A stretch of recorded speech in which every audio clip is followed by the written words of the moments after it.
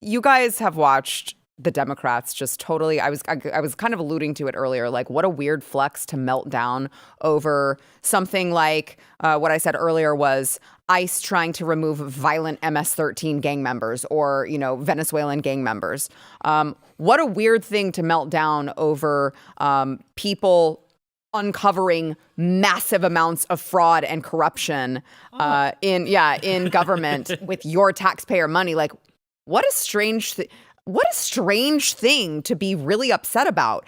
And they're going so far, they're doubling down so far that you now have people like Jamie Raskin who are going out there on television trying to say, maybe Elon is the one we need to impeach. Watch. Does not like the idea that a guy who would not even be constitutionally eligible to run for president is acting as president, a guy who, if he were president, would be impeached immediately because he's taking billions of dollars in foreign government emoluments from all over the world. And some people have actually been talking about impeaching President Elon Musk right now, on the theory that he's usurped the powers of the presidency. Guys, they don't have the ability to read the room. No, they do not. They don't get it. Yeah, no, they don't. And this is particularly rich after 4 years of, they keep saying this like shadow government line. Yep. About something that Trump promised openly to do on the campaign trail, that he was going to establish this agency for Elon Musk. The American people didn't vote for this. Trump told did. Everyone loud and clear multiple times on camera. He made it a central part of his campaign that he was going to do this. And now they're upset about a shadow government, which they had actually been running for the past 4 years. Nobody knew who was in charge.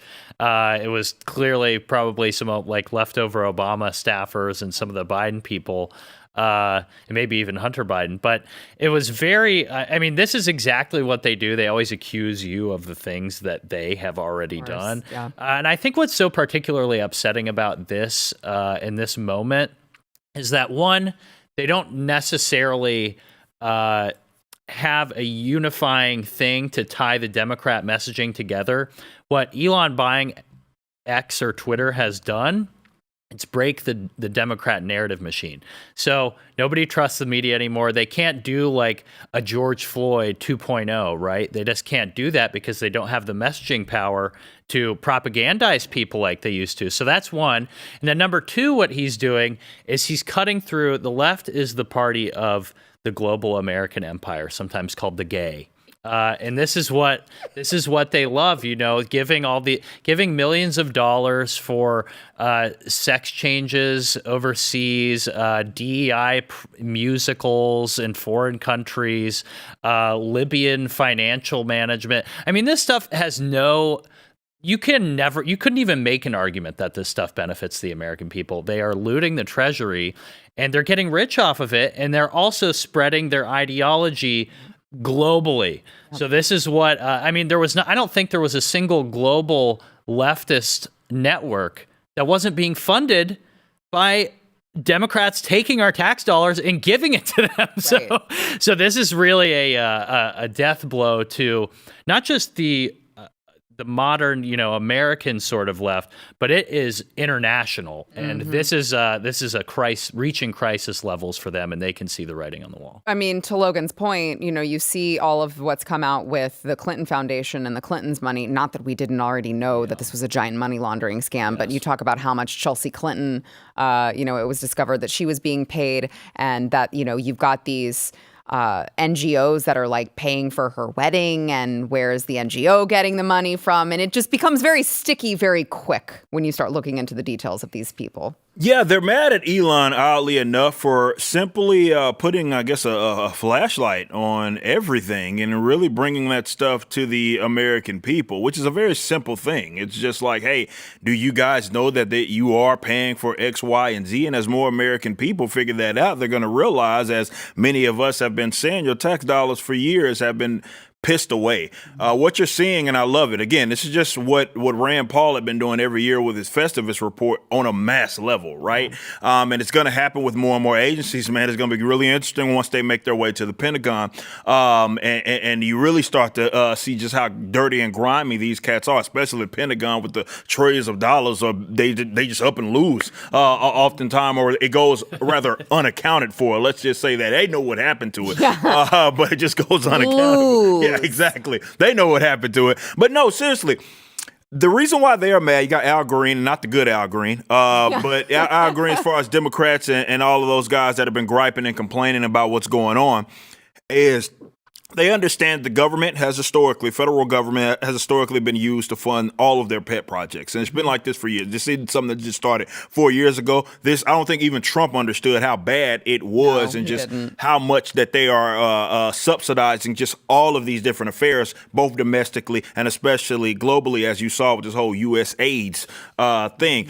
Funny thing about this, because I went and looked this up, there are artists that worked on that gay comic book that we've worked with before. No. Not even joking. And it's like, I went to talk to Cliff about it. I was like, what the hell is this? And he was like, dude, I'm going to be honest with you. I have no idea where that money came from. They just asked me to draw something. I'm an artist for hire, so I drew it. Wow. And I'm like, that's a trip. Did you know that this was coming from American taxpayers? Like, no, don't give a shit either. Right. To be fair, because he's Brazilian. By the way, if you don't know, Cliff's a Brazilian. He's not even from Peru, right? Like, right. So he's.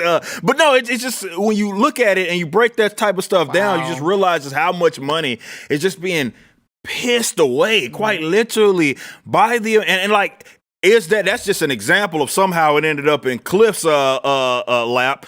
But in all of these other cases, do you really believe that like these like international agencies are the ones that are getting this money to go to these causes? Probably not. It's lining up themselves. It's lining up their friends, and they're just using the American taxpayers to do it. This is something, and I'm glad the alarm is being rung on this, has been happening for a very long time. As more of these agencies get audited, you're going to see just what a lot of people, whether it be Tea Party, conservatives, libertarians, have been griping and complaining about.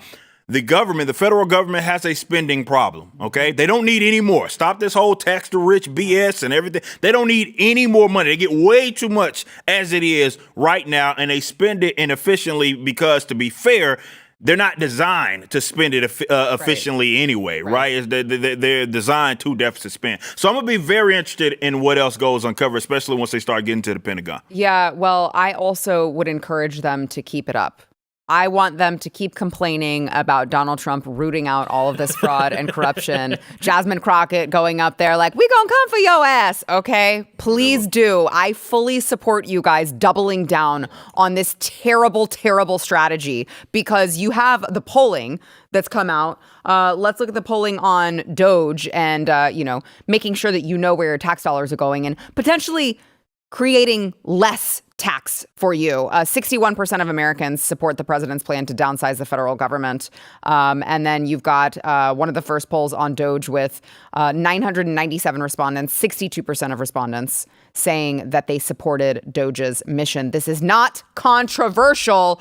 Another one that's not controversial anymore. Love to see this. Deportation, all of Donald Trump's mass deportation promises. These are two left-leaning polls, by the way. Okay, the first one, Ipsos Axios poll in January 2025.